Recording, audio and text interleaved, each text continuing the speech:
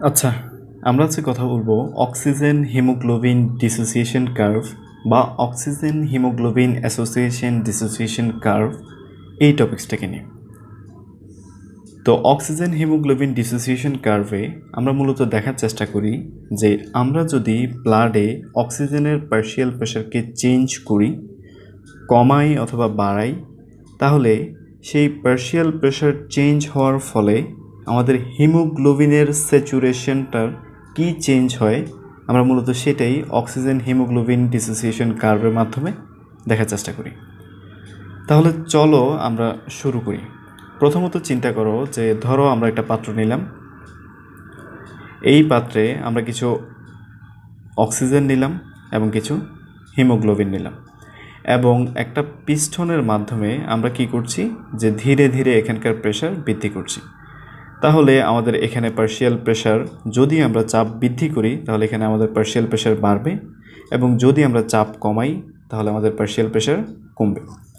এবং আমরা এখানে এই কাজটা করার মাধ্যমে যেটা পেলাম সেটাকে আমরা এই গ্রাফের মাধ্যমে দেখাচ্ছি। তোমরা আমাদের এই যে গ্রাফটা দেখতে পাচ্ছ, এটার যেই শেপটা তোমরা দেখতে পাচ্ছ এটাকে বলা হয়ে থাকে যে সিগময়েড শেপ। তো চলো তাহলে আমরা শুরু করি। প্রথমত দেখো যে ব্লাডে আমাদের পার্শিয়াল প্রেশার অক্সিজেনের যখন হয়ে থাকে 100, তখন আমাদের হিমোগ্লোবিনের স্যাচুরেশন কত হয়ে থাকে। তোমরা যদি একটু দেখো তাহলে দেখবা যে আমাদের হিমোগ্লোবিনের স্যাচুরেশনটাও হয়ে থাকে 100%। মানে আমাদের ব্লাডে অক্সিজেনের পার্শিয়াল প্রেশার যদি 100 হয় তাহলে আমাদের হিমোগ্লোবিনের স্যাচুরেশনও হয়ে থাকে 100%। আচ্ছা, তোমরা একটু মনে করো আমাদের এই লাংসের এখানে মানে হচ্ছে অ্যালভিওলিতে অক্সিজেনের পার্শিয়াল প্রেশার কত ছিল, 104 মিলিমিটার অফ মার্কারি। এবং আমাদের যখন ক্যাপিলারিতে আসলো এই অক্সিজেনটা, তখন ক্যাপিলারির পার্শিয়াল প্রেশার হয়ে গেল 104 মিলিমিটার অফ মার্কারি। মানে 104 বা 100 এই দিকে গেলে আমাদের হিমোগ্লোবিনের স্যাচুরেশনটা হয় 100%। মানে অ্যালভিওলি থেকে যেই অক্সিজেনটা আমাদের এই ক্যাপিলারিতে আসলো সেটা আমাদের এই পালমোনারি ভেইনে যখন যায়, তখন আমাদের এই পালমোনারি ভেইনে হিমোগ্লোবিনের স্যাচুরেশন হয়ে থাকে 100%। হিমোগ্লোবিনের স্যাচুরেশন 100% বলতে আমরা কী বোঝাচ্ছি? ধরো এটা হচ্ছে আমাদের একটা হিমোগ্লোবিন, এবং হিমোগ্লোবিনের তোমরা সবাই জানো যে 4টা হাত থাকে, যেই 4টা হাত দিয়ে সে আমাদের 4টা অক্সিজেনের সাথে বাইন্ড করে। এবং যখন আমরা বলছি হিমোগ্লোবিনের স্যাচুরেশন হচ্ছে 100%, মানে আমরা বোঝাতে যাচ্ছি যে এই হিমোগ্লোবিনটার 4টা হাতই অক্সিজেন দ্বারা ফিল আপ এবং কোনো হাতেই তার অক্সিজেন খালি নেই। এখন ধরো চিন্তা করো যে আমরা প্রেশারটা একটু একটু করে কমাচ্ছি। ধরো প্রেশারটা কমিয়ে আমরা 100 থেকে নিয়ে আসলাম 50-এ। যখন আমরা প্রেশারটা কমিয়ে 100 থেকে 50-এ নিয়ে আসলাম, তখন আমরা দেখলাম যে আমাদের এখানে মানে হচ্ছে আমাদের হিমোগ্লোবিন স্যাচুরেশনটা হয়ে যাচ্ছে মোটামুটি 85% এর মতো। তাহলে তোমরা কি দেখলা যে আমরা পার্শিয়াল প্রেশারকে কমালাম 100 থেকে 50-এ, কিন্তু আমাদের হিমোগ্লোবিনের স্যাচুরেশন কমলো 100 থেকে 85%-এ। মানে আমরা 50 একক পার্শিয়াল প্রেশার কমালে আমাদের হিমোগ্লোবিনের স্যাচুরেশন কমতেছে 15 একক। কিন্তু তুমি যদি আরেকটু লক্ষ্য করো যে আমরা যদি 50 millimetre of mercury partial pressure থেকেও কমিয়ে সেটাকে 0-তে নিয়ে আসি, তাহলে আমাদের হিমোগ্লোবিনের স্যাচুরেশন কমে যাচ্ছে 85 থেকে একদম 0-তে। মানে কি? মানে আমাদের এখানকার মানে হচ্ছে আমাদের প্রেশার যখন 100 থেকে 50-এ আসবে অক্সিজেনের পার্শিয়াল প্রেশার, তখন আমাদের যতটুকু না কমবে হিমোগ্লোবিনের স্যাচুরেশন, আমরা যদি 50 থেকে 0-তে নিয়ে আসি তার চাইতে অনেক অনেক বেশি হিমোগ্লোবিনের স্যাচুরেশন কমে যাবে। তার মানে আমরা কি বুঝলাম? আমরা বুঝলাম যে আমাদের অক্সিজেনের পার্শিয়াল প্রেশার যখন একটা হাই লেভেলে কাজ করে, হাই রেঞ্জে কাজ করে, 100 থেকে 50 এই রেঞ্জে যখন কাজ করে, তখন আমরা দেখতে পাচ্ছি আমাদের হিমোগ্লোবিন অনেক বেশি স্যাচুরেটেড থাকে।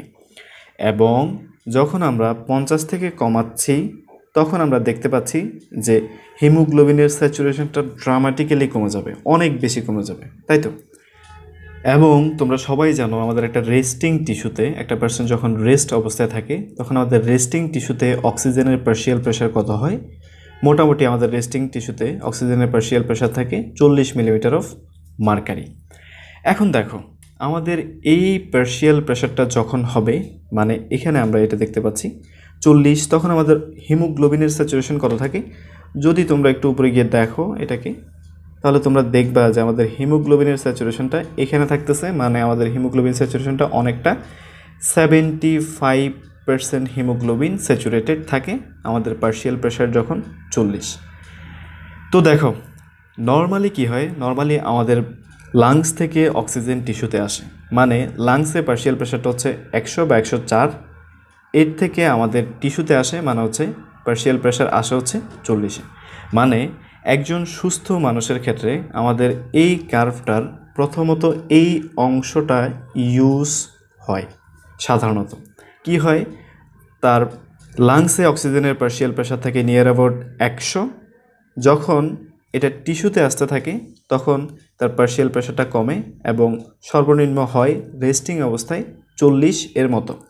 মানে আমরা যখন কার্ভের এদিক থেকে এদিকে মুভ করছি, মানে হচ্ছে 100 থেকে আমরা যখন 40-এর দিকে আসতেছি, তখন আমরা মূলত লাংস থেকে আমাদের টিস্যুর দিকে যাচ্ছি। ওকে, আবার যখন আমরা এই টিস্যু থেকে আবার লাংসে ব্যাক করতেছি, তখন আমরা মূলত কার্ভের এই পার্টটাকে ইউজ করতেছি, যেই পার্টটা আমাদেরকে বলতেছে যে আমরা যখন পার্শিয়াল প্রেশারকে 40 থেকে 100-তে নিয়ে যাব, আমাদের হিমোগ্লোবিনের স্যাচুরেশন বেড়ে যাবে 75 থেকে 100%-এ। তাহলে এটা হচ্ছে আমাদের টিস্যু থেকে লাংস এ আমরা ইউজ করি। তাহলে এটা হচ্ছে নর্মালি আমাদের সবার বডিতে এখন হচ্ছে। আমরা যখন রেস্ট অবস্থায় থাকি তখন আমাদের লাংসে পার্শিয়াল প্রেশার থাকে হচ্ছে 100, যখন আমাদের হিমোগ্লোবিন স্যাচুরেশন থাকে 100। এবং এই হিমোগ্লোবিন এবং অক্সিজেন এগুলো আমাদের টিস্যুতে আসে এবং টিস্যুতে আসার ফলে তার পার্শিয়াল প্রেশারটা কমে হয়ে যায় 40, এবং এই 40 যখন পার্শিয়াল প্রেশার, তখন আমাদের হিমোগ্লোবিনের স্যাচুরেশন হচ্ছে 75%।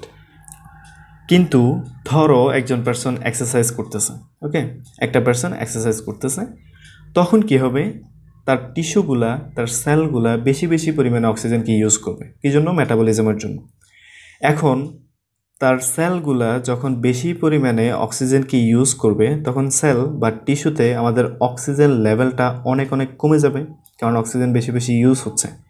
তার ফলে কি হবে, আমাদের এই অক্সিজেনের পার্শিয়াল প্রেশার যেটা কিনা ছিল আমাদের রেস্টিং অবস্থায়, এক্সারসাইজ করার সময় টিস্যুতে সেই পার্শিয়াল প্রেশারটা আরও কমে যাবে, কারণ আমাদের এখানে অক্সিজেন লেভেলটা অনেক অনেক কমে যাচ্ছে।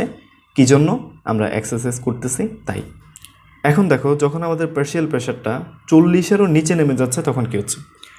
পার্শিয়াল প্রেশারটা ধরো 40 থেকে নেমে আমরা যখন এক্সারসাইজ করতেছি তখন হয়ে গেল ধরো 15 মিলিমিটার অফ মার্কারি। যখন আমাদের পার্শিয়াল প্রেশারটা 40, তখন আমাদের হিমোগ্লোবিনের সাথে অক্সিজেনের স্যাচুরেশন থাকতেছে 75%। বাট যখন কমে আমাদের পার্শিয়াল প্রেশারটা হয়ে গেল 15, তখন আমাদের হিমোগ্লোবিনের স্যাচুরেশনটা অনেক অনেক বেশি কমে যাবে, এবং কমে দেখো কত হচ্ছে, কমে মোটামুটি আমাদের 10%-এ চলে আসবে। মানে কি? মানে যখন আমরা এক্সারসাইজ করতেছি তখন আমাদের টিস্যু অনেক অনেক অক্সিজেন ইউজ করতেছে, যার ফলে আমাদের অক্সিজেনের পার্শিয়াল প্রেশার টিস্যুতে অনেক অনেক বেশি কমে যাচ্ছে, এবং ধরো সেটা কমে হয়ে গেল 40 থেকে 15 মিলিমিটার অফ মার্কারি। যখন পার্শিয়াল প্রেশারটা 40 থেকে 15 মিলিমিটার অফ মার্কারিতে চলে আসলো, তখন আমাদের হিমোগ্লোবিন স্যাচুরেশনটা চলে আসলো 75 থেকে 10%-এ। মানে কি? মানে আমাদের পার্শিয়াল প্রেশার যখন এতটুকু কমতেছে, তখন আমাদের হিমোগ্লোবিনের স্যাচুরেশন অনেক অনেক কমে যাচ্ছে। মানে যখন আমাদের পার্শিয়াল প্রেশারটা 15 মিলিমিটার অফ মার্কারি, তখন আমাদের হিমোগ্লোবিন 10% স্যাচুরেটেড থাকে, অথবা আমরা অন্যভাবে বলতে পারি যে হিমোগ্লোবিন 90% ডিস্যাচুরেটেড থাকে। মানে হিমোগ্লোবিন থেকে 90% অক্সিজেনই বাইরে চলে যায়। তার মানে আমরা যখন এক্সারসাইজ করতেছি তখন আমরা কার্ভের এই পার্টটাকে ইউজ করতেছি। এক্সারসাইজের সময় আমাদের টিস্যুতে অনেক অনেক বেশি অক্সিজেন কমে যায়, এবং সাথে সাথে আমাদের হিমোগ্লোবিনের স্যাচুরেশনটাও কমে যায়, যার ফলে কি হয়, আমাদের এখানে যে হিমোগ্লোবিনগুলো থাকে সেগুলা বেশি বেশি পরিমাণে আমাদের যেই অক্সিজেনগুলো থাকে সেই অক্সিজেনগুলোকে ডোনেট করে দেয় সেলের ভেতরে।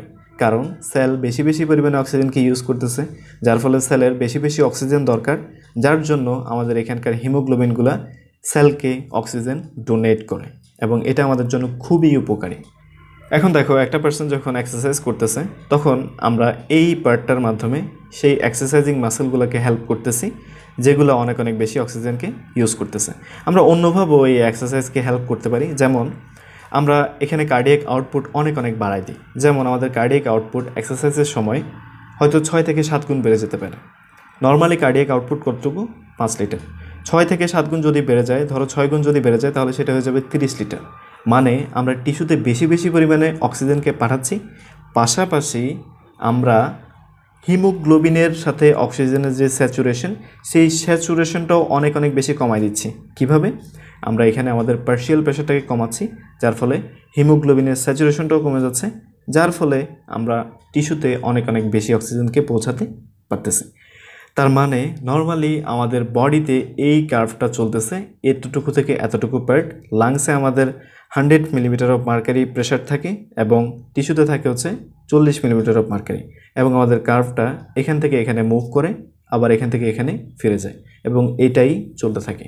বাট যখন আমরা এক্সারসাইজ করতেছি তখন আমাদের পার্শিয়াল প্রেশারটা অনেক কমে যায়, এবং পার্শিয়াল প্রেশারটা কমে যাওয়ার ফলে একদম হিমোগ্লোবিনের স্যাচুরেশনটা খুব বেশি কমে যায়।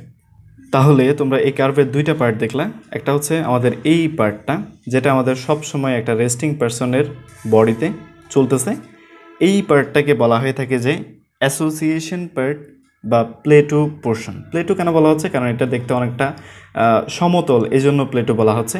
এটা অনেক বেশি চেঞ্জ হচ্ছে না, তাই এটাকে প্লেটো বলা হচ্ছে। আর অ্যাসোসিয়েশন জোন কেন বলা হয়? দেখো, আমাদের এইখানে যখন এই কার্ভটা চলতে থাকে তখন তোমরা কি দেখতেছো? তখন তোমরা দেখতেছো যে আমাদের হিমোগ্লোবিনের স্যাচুরেশনটা খুবই কম পরিমাণ চেঞ্জ হয়, যার ফলে আমাদের হিমোগ্লোবিন স্যাচুরেটেড থাকতে পছন্দ করে, যার ফলে আমাদের এই উপরের পোর্শনটাকে বলা হয়ে থাকে যে অ্যাসোসিয়েশন জোন। মানে হিমোগ্লোবিন অক্সিজেনের সাথে অ্যাসোসিয়েট হয়ে থাকতে চায়। এবং তোমরা কার্ভের আরও একটা পার্ট দেখলা, যেটা হচ্ছে আমাদের এই পার্টটা, এবং এই পার্টটা দেখো, এই পার্টটা অনেকটা খাড়া, তাই এটাকে বলা হয়ে থাকে যে স্টিপ পার্ট। এবং এই স্টিপ পার্টটাকে অন্যভাবে বলা হয়ে থাকে যে ডিসোসিয়েশন জোন। কেন ডিসোসিয়েশন জোন বলা হচ্ছে? তোমরা অবশ্যই বুঝতেছো যে আমাদের পার্শিয়াল প্রেশার যখন কমতেছে তখন আমাদের হিমোগ্লোবিনের স্যাচুরেশন অনেক অনেক বেশি কমে যাচ্ছে, যার ফলে এটাকে বলা হয়ে থাকে যে ডিসোসিয়েশন জোন, আর এটাকে বলা হয়ে থাকে যে অ্যাসোসিয়েশন জোন। তাহলে তোমরা বুঝলা আমাদের অক্সিজেন হিমোগ্লোবিন ডিসোসিয়েশন কার্ভটা কীভাবে কাজ করে।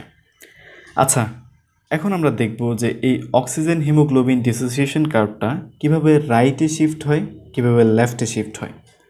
তো সেটা বোঝার জন্য আমাদেরকে প্রথমে আরেকটা কনসেপ্ট ক্রিয়েট করতে হবে, যেটাকে বলা হয়ে থাকে যে P50। P50 মানে কি? P50 মানে হচ্ছে আমাদের কত প্রেশারে হিমোগ্লোবিনের স্যাচুরেশন 50%। P50 মানে হচ্ছে কত পার্শিয়াল প্রেশারে আমাদের হিমোগ্লোবিনের স্যাচুরেশনটা হচ্ছে 50%।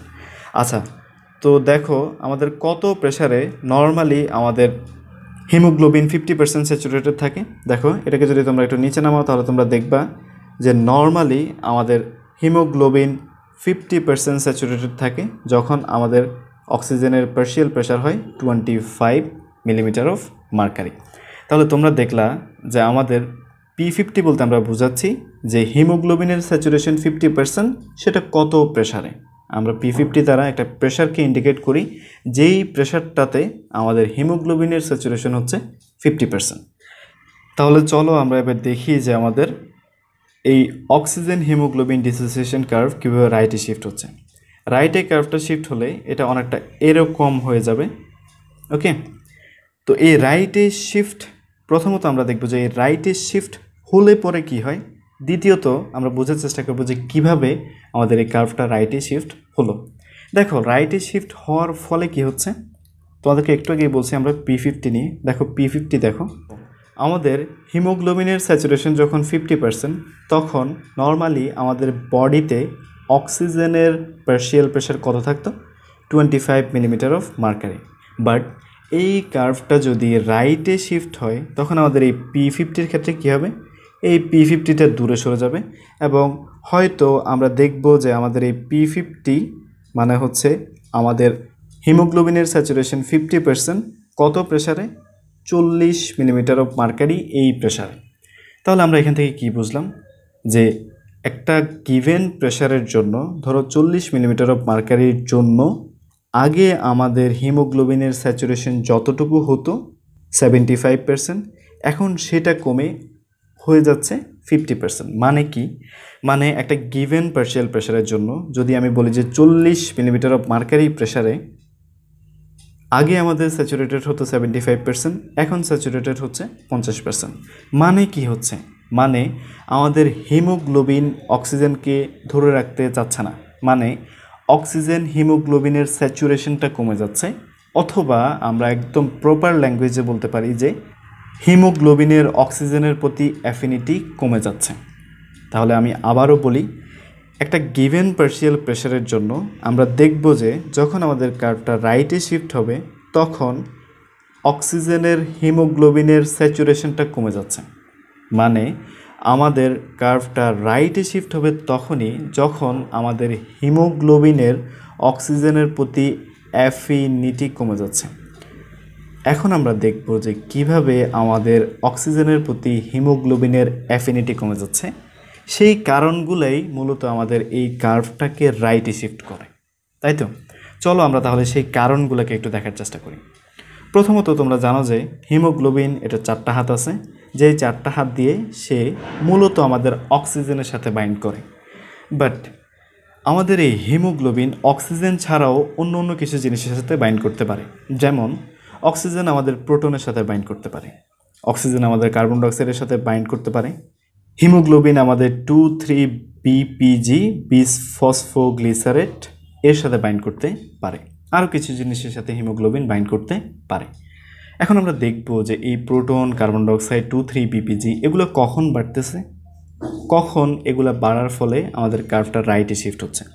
ধরো যে কোনো কারণে আমাদের বডিতে প্রোটন এর পরিমাণটা বেড়ে গেল। প্রোটনের পরিমাণটা বেড়ে গেছে মানে কি, মানে আমাদের পিএইচ কমে গেছে। যখন আমাদের প্রোটনের পরিমাণটা নর্মাল থেকে বেশি বেড়ে যাবে তখন প্রোটন গিয়ে কী করবে, আমাদের এই হিমোগ্লোবিনের যে 4টা হাত ছিল সেই 4টা হাতের হয়তো যে কোনো একটা হাতে গিয়ে বাইন্ড করে ফেলবে। এবং এই বাইন্ড করার ফলে কি হচ্ছে, দেখো আমাদের এই হাতগুলা কার জন্য ছিল, হাতগুলো ছিল হচ্ছে অক্সিজেনের জন্য। বাট আমাদের এই প্রোটন গিয়ে সেই হাতটাতে যখন বসে যাচ্ছে তখন সেই হাতটাতে একটা অক্সিজেন গিয়ে বসতে পারতেছে না, যার ফলে কি হচ্ছে, যার ফলে আমাদের এই হিমোগ্লোবিনটার অক্সিজেনের স্যাচুরেশন ক্ষমতাটা কমে যাচ্ছে। মানে আগে সে 4টা অক্সিজেনকে নিতে পারতো, কিন্তু এখন একটা প্রোটন গিয়ে একটা হাতকে দখল করে ফেলায় সে আর 4টা অক্সিজেনের সাথে বাইন্ড করতে পারছে না। তার ফলে কি হচ্ছে, আমাদের অক্সিজেন হিমোগ্লোবিনের স্যাচুরেশনটা কমে যাচ্ছে, বা আমাদের এই হিমোগ্লোবিনের অক্সিজেনের প্রতি অ্যাফিনিটি কমে যাচ্ছে। দ্বিতীয়ত, আমাদের ধরো কোনো কারণে কার্বন ডাইঅক্সাইড বেড়ে গেল। কার্বন ডাইঅক্সাইড যদি কোনো কারণে বেড়ে যায় তাহলে কি হবে, কার্বন ডাইঅক্সাইড আমাদের ওয়াটারের সাথে রিয়েকশন করবে। ওয়াটারের সাথে রিয়েকশন করে তোমরা সবাই জানো যে কার্বনিক অ্যানহাইড্রেসের উপস্থিতিতে সে কি তৈরি করে, সে আমাদের কার্বনিক অ্যাসিড তৈরি করে, এবং কার্বনিক অ্যাসিড ডিসোসিয়েট হয় প্রোটন এবং বাইকার্বনেটে। এবং আবারও কি দেখলা, প্রোটন বেড়ে যাচ্ছে।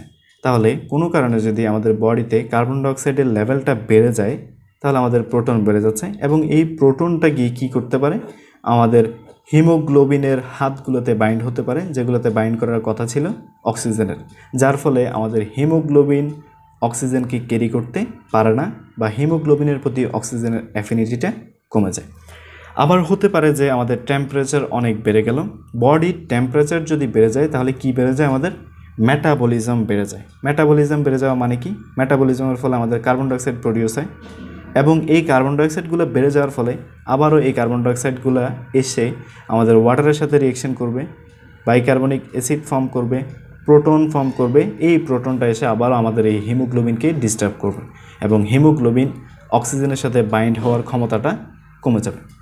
অথবা 2,3-BPG বিসফসফোগ্লিসারেট, এই 2,3-BPG কখন প্রডিউস হয়, এই 2,3 বিপিজি যখন আমরা খুবই স্টেনিয়াস এক্সারসাইজ করছি তখন আমাদের এই 2,3 বিপিজি তৈরি হয়। আচ্ছা, এই 2,3 বিপিজি কোত্থেকে তৈরি হয়? তোমরা সবাই জানো যে আমাদের সেলে গ্লুকোজ যায় এবং গ্লুকোজটা গিয়ে কী হয়, ব্রেকডাউন হয়, পাইরুভেটে কনভার্ট হয়, মানে হচ্ছে গ্লাইকোলাইসিস হয়। এই গ্লাইকোলাইসিসের সময়ই আমাদের এখানে যখন আমরা অনেক বেশি এক্সারসাইজ করতেছি তখন আমাদের 2,3 বিপিজি প্রডিউস হয়। এই 2,3 বিপিজিটা কী করতে পারে? 2,3 বিপিজিটা আমাদের হিমোগ্লোবিনের, তোমরা সবাই জানো যে একটা পেপটাইড চেন থাকে, যেমন আলফা, বিটা, গামা, ডেল্টা, এরকম কিছু পেপটাইড চেন আমাদের হিমোগ্লোবিনের থাকে। এই 2,3 বিপিজি গিয়ে আমাদের হিমোগ্লোবিনের যে বিটা চেন, এই হিমোগ্লোবিনের বিটা চেনগুলোকে ক্রসলিঙ্ক করে দেয়, একটাকে আরেকটার উপর নিয়ে আসে। যার ফলে কি হয়? যার ফলে আমাদের এই হিমোগ্লোবিনের দুইটা হাত যেগুলোতে বিটা যুক্ত ছিল, বিটা পেপটাইড যুক্ত ছিল, সেইগুলোতে আমাদের অক্সিজেন গিয়ে বাইন্ড করতে পারে না। যার ফলে আমাদের দুইটা হাতে অক্সিজেন তখন বাইন্ড করতে পারে না। কার জন্য? আমাদের এই 2,3 বিপিজি গিয়ে আমাদের এই বিটা চেইনকে ক্রসলিঙ্ক করে দেওয়ার জন্য।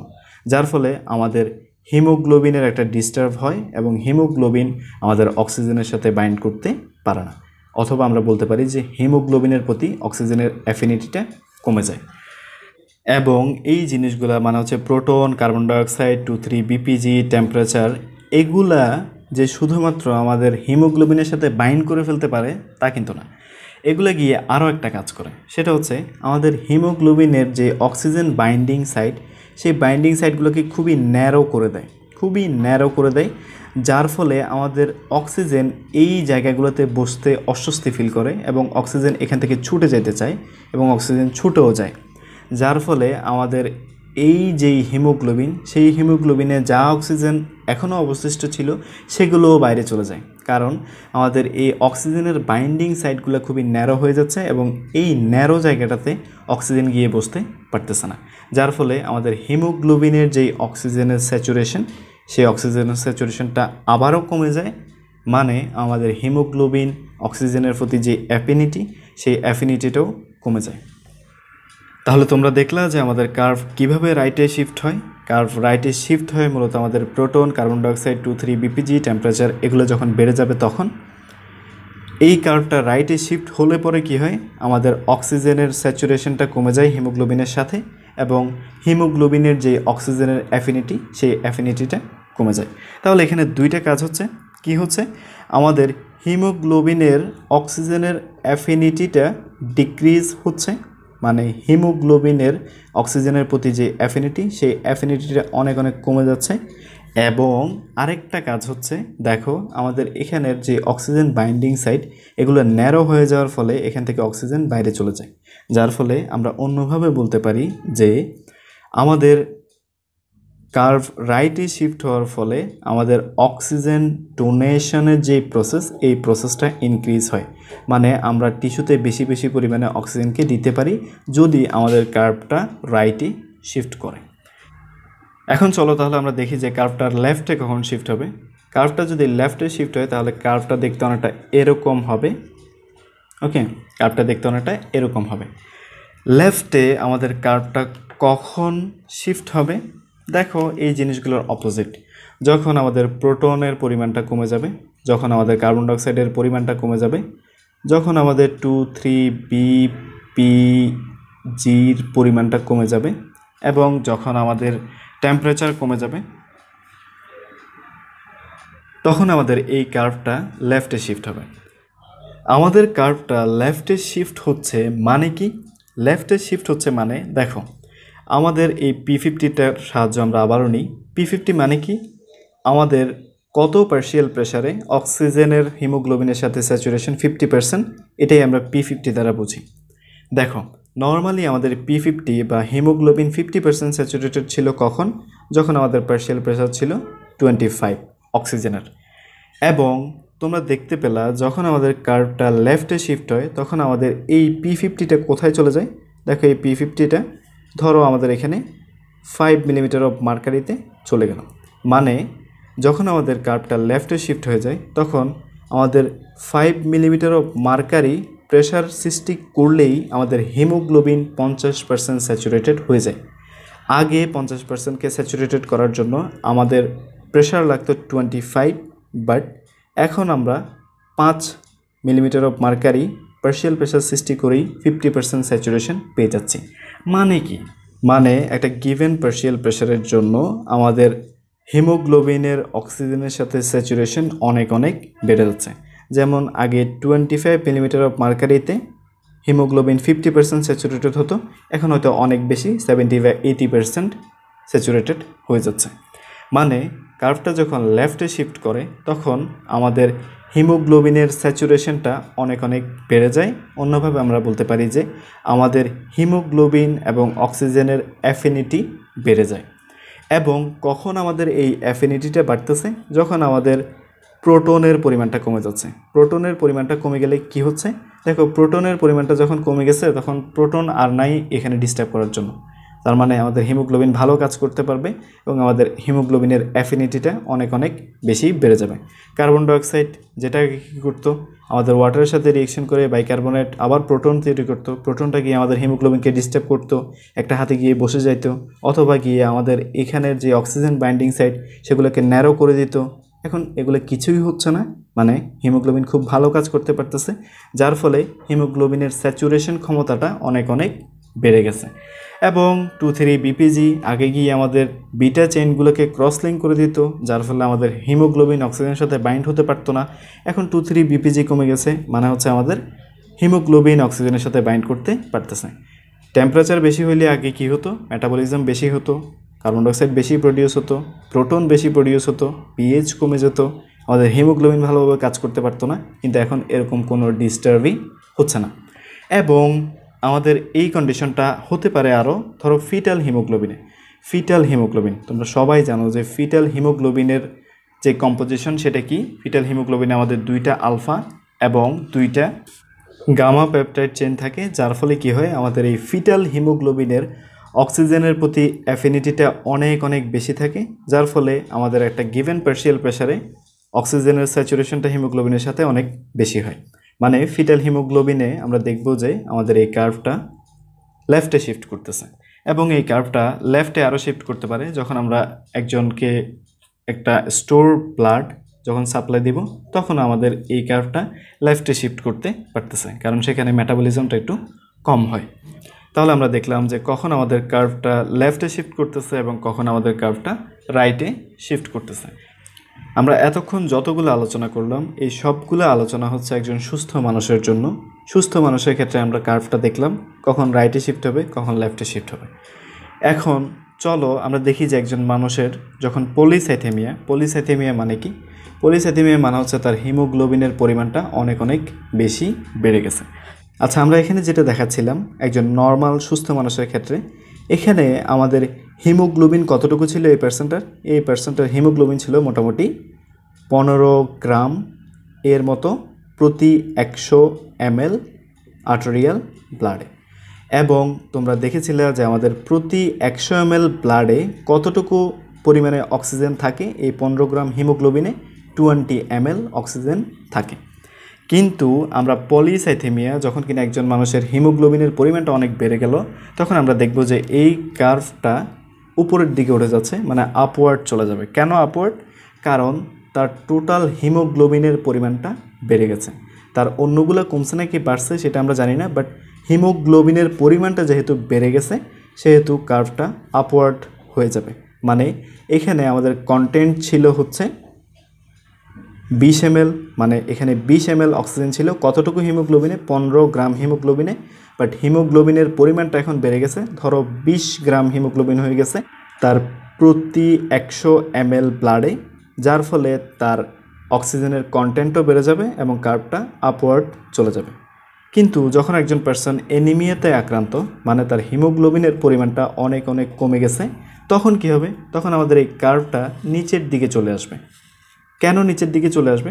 দেখো, আমাদের হিমোগ্লোবিনের কন্টেন্ট আগে ছিল হচ্ছে 15 গ্রাম, মানে 100 ml ব্লাডে হিমোগ্লোবিন ছিল 15 গ্রাম। এখন এই পার্সনটার অ্যানিমিয়া, যার মানে তার হিমোগ্লোবিনের পরিমাণটা কমে গেছে, যার ফলে তার হিমোগ্লোবিন আর 15 গ্রাম থাকবে না, ধরো কমে হয়ে গেল হয়তো 10 গ্রাম হয়ে গেল প্রতি 100 ml ব্লাডে। যার ফলে আমাদের এই কার্ভটা নিচের দিকে চলে আসবে। এখন তাহলে আসো আমরা সর্বশেষ একটা জিনিস দেখার চেষ্টা করি যে যখন আমাদের কার্বন মনোঅক্সাইড পয়জনিং হবে তখন আমাদের এই কার্ভটার কী হবে। কার্বন মনোঅক্সাইড সম্পর্কে তোমরা জানতে পারো যে এই কার্বন মনোঅক্সাইডটা আমাদের হিমোগ্লোবিনের সাথে বাইন্ড করতে পারে এবং হিমোগ্লোবিনের সাথে অক্সিজেন যতটা পাওয়ার নিয়ে বাইন্ড করে বা হিমোগ্লোবিনের সাথে অক্সিজেন যতটা না শক্তিশালীভাবে বাইন্ড করতে চায়, কার্বন মনোঅক্সাইড তার থেকে 250 গুণ বেশি পাওয়ার নিয়ে আমাদের হিমোগ্লোবিনের সাথে স্যাচুরেশন করে। মানে আমাদের হিমোগ্লোবিনের সাথে বাইন্ড করার ক্ষমতা অক্সিজেনের তুলনায় কার্বন মনোঅক্সাইডের অনেক বেশি এবং সেটা মোটামুটি 250 গুণ। তার মানে বুঝতেই পারতেছো যখন আমাদের শরীরে কার্বন মনোঅক্সাইডের পরিমাণটা বেড়ে যাবে তখন আমাদের শরীরে এই যে হিমোগ্লোবিনগুলো থাকবে সেই হিমোগ্লোবিনগুলোতে অক্সিজেন বাইন্ড হতে তেমন একটা পারবে না, কারণ অক্সিজেনের থেকেও অনেক অনেক বেশি পাওয়ারফুল একটা জিনিস আসছে যেটা হিমোগ্লোবিনের সাথে বাইন্ড করতে পারে। ধরো দুইটা হাতে আমাদের কার্বন মনোঅক্সাইড চলে আসবে এবং আর হাতগুলোতে ধরো অক্সিজেন আছে। তাহলে এখানে কি হচ্ছে দেখো, এখানে কার্বন মনোঅক্সাইড বাউন্ড হওয়ার ফলে আমাদের অক্সিজেনের যে হিমোগ্লোবিনের সাথে স্যাচুরেশন বা আমাদের হিমোগ্লোবিন যে অক্সিজেন গ্রহণ করার ক্ষমতা সেই ক্ষমতাটা কমে যাবে। মানে আমাদের এই হিমোগ্লোবিনের যেই অক্সিজেনের সাথে বাউন্ড করার ক্ষমতা সেটা কমে যাবে এবং কার্বন মনোঅক্সাইড গিয়ে আরও একটা কাজ করে। কি সেই কাজ? কার্বন মনোঅক্সাইড গিয়ে আমাদের এখানে যে অক্সিজেন আছে সেই অক্সিজেনগুলোকে খুব দৃঢ়ভাবে বাইন্ড করে, সেই অক্সিজেনগুলোকে খুবই টাইটলি বাইন্ড করে, যার ফলে আমাদের এই অক্সিজেনগুলো বাইরে চলে আসতে পারে না। তাহলে কার্বন মনোঅক্সাইড গিয়ে দুইটা কাজ করতেছে, একটা সে নিজে গিয়ে আমাদের এই জায়গাগুলোতে বসে যাচ্ছে, যে জায়গাগুলো মূলত ছিল হচ্ছে আমাদের অক্সিজেনের জন্য, এবং বাকি যে জায়গাগুলোতে এখনও অক্সিজেন আছে সে ওখানে গিয়ে আমাদের অক্সিজেনটাকে খুব দৃঢ়ভাবে হিমোগ্লোবিনের সাথে বাইন্ড করতেছে।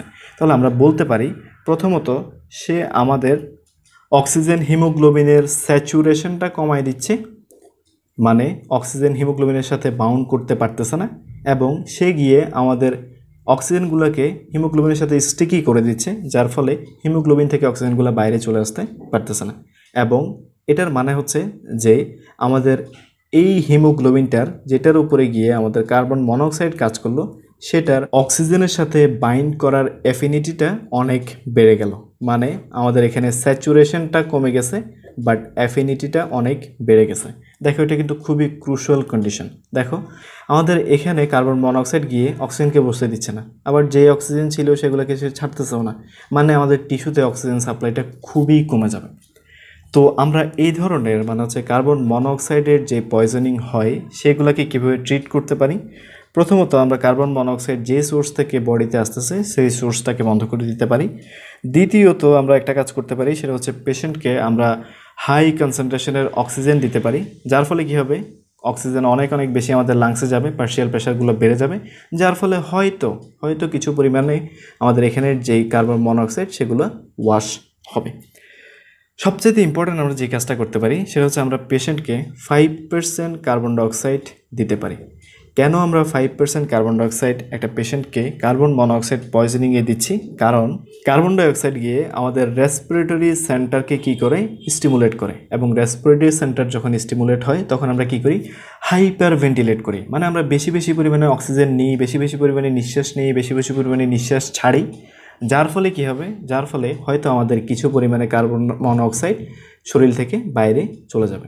এভাবে আমরা আমাদের কার্বন মনোঅক্সাইড পয়জনিংয়ের একটা পার্সনকে ট্রিট করতে পারি। তাহলে তোমরা আমাদের অক্সিজেন হিমোগ্লোবিন ডিসোসিয়েশন কার্ভ অথবা oxygen haemoglobin association dissociation curve নিয়ে অনেক কিছু জানলাম। অনেক কিছু জানার পরও আমরা একটা পয়েন্ট মিস করছি যে কার্বন মনোঅক্সাইড পয়জনিংয়ে আমাদের কার্ভটার কী হবে। এটা আমাদের নর্মাল কার্ভ। কার্বন মনোঅক্সাইড পয়জনিংয়ে আমাদের এই কার্ভটা কিছুটা লেফটে শিফট হবে, মানে কার্ভটা হয়ে যাবে অনেকটা এরকম, এবং কার্ভটা কিছুটা নিচে চলে আসবে, মানে ডাউনওয়ার্ড হয়ে যাবে।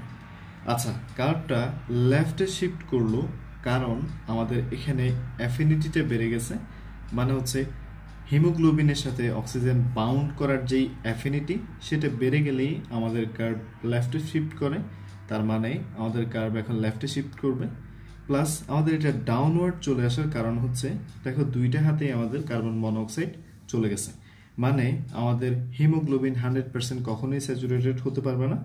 এটা 100% স্যাচুরেটেড না হয়ে মোটামুটি 50%-এর মতো স্যাচুরেটেড হবে, কারণ তার দুইটা হাতেই ধরো কার্বন মনোক্সাইড দ্বারা ফিল আপ হয়ে গেছে। সেজন্য আমাদের এখানের এই কার্ভটা হবে এরকম যে এটা নর্মাল কার্ভ থেকে কিছুটা লেফটের দিকে যাবে এবং তার পজিশনটা আমাদের অন্য কার্ভের তুলনায় কিছুটা ডাউনওয়ার্ডস